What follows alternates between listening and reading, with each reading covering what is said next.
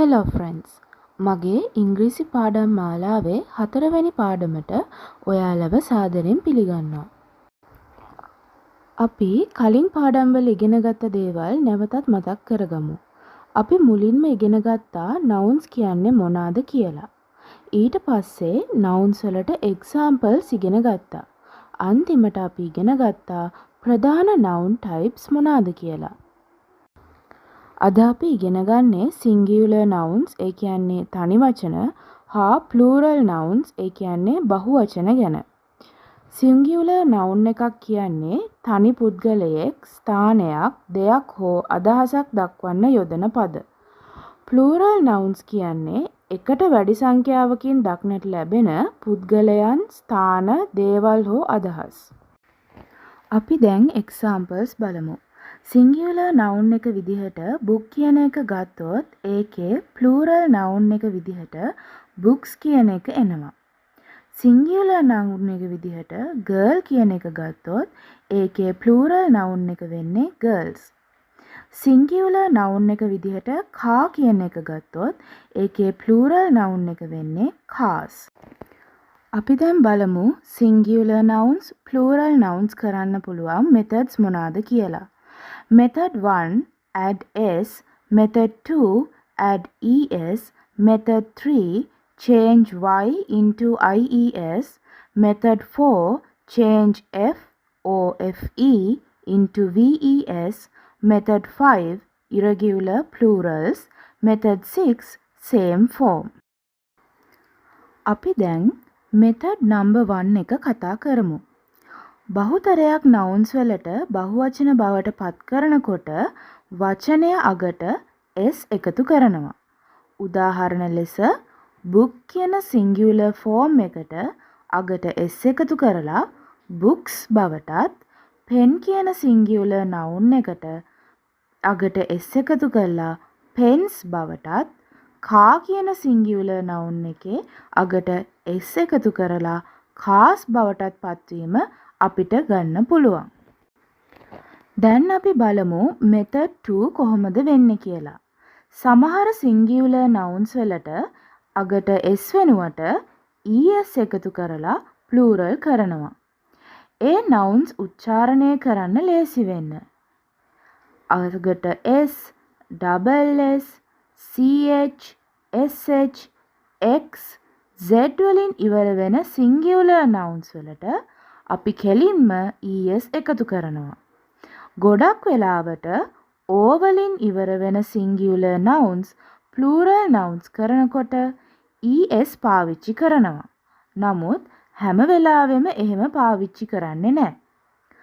z වලින් ඉවර වෙන singular nouns වලට ගොඩක් වෙලාවට double z එකතු කරලා ඊට පස්සේ es එකතු කරනවා. දැන් අපි examples බලමු. මේ slide එකේ වම් පැත්තේ singular nouns සහ දකුණු පැත්තේ plural nouns දීලා තියෙනවා. අපි දැන් මේවා එකින් එක plural nouns හැදිලා තියෙන හැටි කතා කරමු. bus කියන singular noun එක ඉවර වෙලා තියෙන්නේ s අකුරින්. එතකොට s ධන es විදිහට plural word එක හැදිලා තියෙනවා. glass කියන singular noun එක අවසන් වෙලා තියෙන්නේ double s වලින්. මේකේ අගට es එකතු වෙලා plural වෙලා තියෙනවා. brush කියන singular noun එක අවසන් වෙලා තියෙන්නේ sh වලින්. එතකොට මේක plural වෙන්න අවසානයට es එකතු වෙලා තියෙනවා. watch කියන singular noun එක අවසන් වෙලා තියෙන්නේ ch වලින්. එතකොට මේක plural වෙන්න අවසානයට es එකතු කරලා තියෙනවා. box කියන singular noun එක අවසන් වෙලා තියෙන්නේ x වලින්. එතකොට මේක plural වෙන්න අවසානයට es එකතු වෙලා තියෙනවා. අපි කලින් කිව්වනේ හැම වෙලාවෙම o අකුරෙන් ඉවර වෙන singular nouns es යොදලා plural කරන්නේ නැහැ කියලා. ඒ අවස්ථා දෙකට ගැලපෙන examples දෙකක් තමයි ඊළඟට කතා කරන්න යන්නේ. potato කියන singular noun එක o අකුරෙන් තමයි අවසන් වෙන්නේ. එතනදී අපි ඉගෙන ගත්ත විදිහටම es එකතු කරනවා. ෆොටෝ කියන සිංගියුලර් නවුන් එක O අකුරෙන් අවසන් වුණත් ඒකේ අගට es යොදන්නේ නැහැ. s යෙදීමෙන් ඒ වචනය ප්ලූරල් වෙලා තියෙනවා. මේ වෙනස සිද්ධ වෙලා තියෙන්නේ උච්චාරණය කිරීමේ පහසුව සඳහා. මේ වචන උච්චාරණය කරනකොට ඔයාලම උත්සාහ කරලා බලන්න මොන විදිහටද පහසු කියලා. quiz කියන සිංගියුලර් නවුන් එක අවසන් වෙලා තියෙන්නේ z වලින්. ඒකට තව z අකුරක් එකතු කරලා es එකතු කරලා තියෙනවා. එහෙම කරලා තියෙන්නේ ප්‍රොනවුන්ස් කරන ආකාරයට ගැලපෙන්න ස්පෙල් කරන්න ඕනේ නිසා. ඒ කියන්නේ අකුරු ගලපන්න ඕනේ නිසා. ඊළඟට අපි බලමු තුන්වෙනි මෙතඩ් එක මොකක්ද කියලා. මේ මෙතඩ් එකේදී වෙන්නේ සිංගියුලර් නවුන් එකක් අවසන් වෙන්නේ y වලින් නම් ඒ නවුන් එක ප්ලූරල් නවුන් එකක් බවට පත් කරනකොට y ඉවත් කරලා ඒ වෙනුවට ies එකතු කරන එක. නමුත් හැම වෙලාවෙම එහෙම වෙන්නේ නැහැ. මේ කරුණ පැහැදිලි කරන්න කලින් මම පොඩ්ඩක් vowels and consonants ගැන කියලා ඉන්නම්. මොකද ඒ ගැන දන්නේ නැති අය ඉන්න පුළුවන් නිසා. vowel එකක් කියන්නේ හොඳට කට ඇරලා වායු ධාරාවට බාධාවක් නොවන විදිහට උච්චාරණය කරන්න පුළුවන් අකුරු.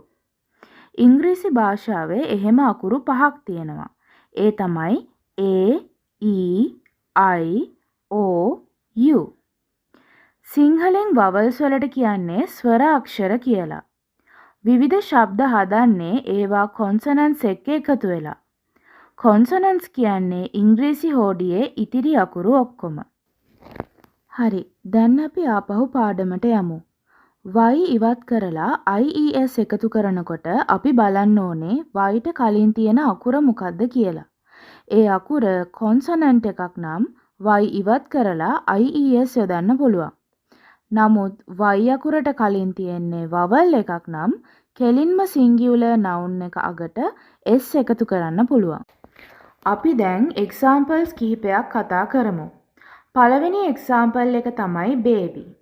baby කියන singular form noun එකේ y අකුරට කලින් තියෙන්නේ b. ඒක consonant එකක්. ඒක නිසා y ඉවත් කරලා ies යොදනවා. දෙවෙනි example එක තමයි city. city කියන singular form noun එකේ y අකුරට කලින් තියෙන්නේ t. ඒක consonant එකක්.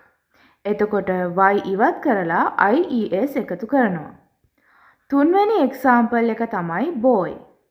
boy කියන singular form noun එකේ y අකුරට කලින් තියෙන්නේ o. ඒක vowel එකක්.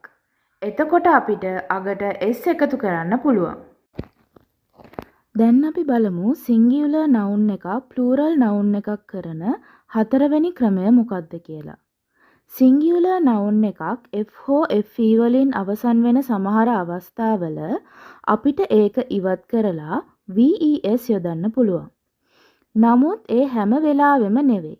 එහෙම නොවන අවස්ථා තියෙනවා. leaf කියන example එකේදී වචනය අවසන් වෙලා තියෙන්නේ f වලින්. එතකොට ves යොදන්න පුළුවන් plural කරද්දී.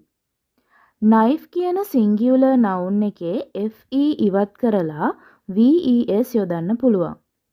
නමුත් roof හා cliff කියන singular nouns දෙකම අගට s එකතු කිරීමක් විතරයි කරලා තියෙන්නේ.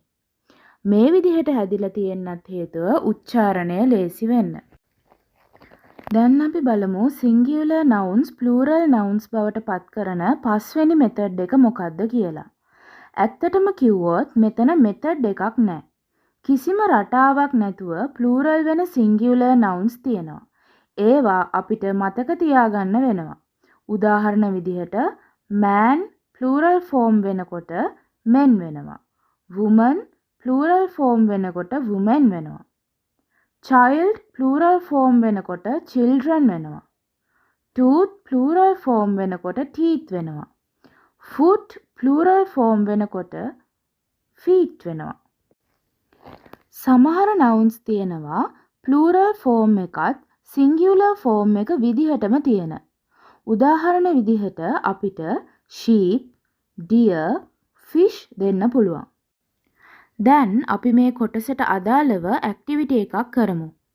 මම ඩිස්ක්‍රිප්ෂන් බොක්ස් එකේ ඇක්ටිවිටි 4 කියන PDF එකේ සිංගියුලර් නවුන්ස් 100ක් දීලා තියෙනවා. ඒවා ප්ලූරල් ෆෝම් එකට හරවන්න ඕනේ. ඒක කරලා ආන්සර්ස් PDF එකෙන් උත්තර බලන්න. හරි වැරදි දාගන්න. එහෙනම් අදට අපේ පාඩම ඉවරයි. සම්බන්ධ වුණාට බොහොම ස්තුතියි. ඊළඟ පාඩමෙන් නැවත හමු වෙමු. බයි.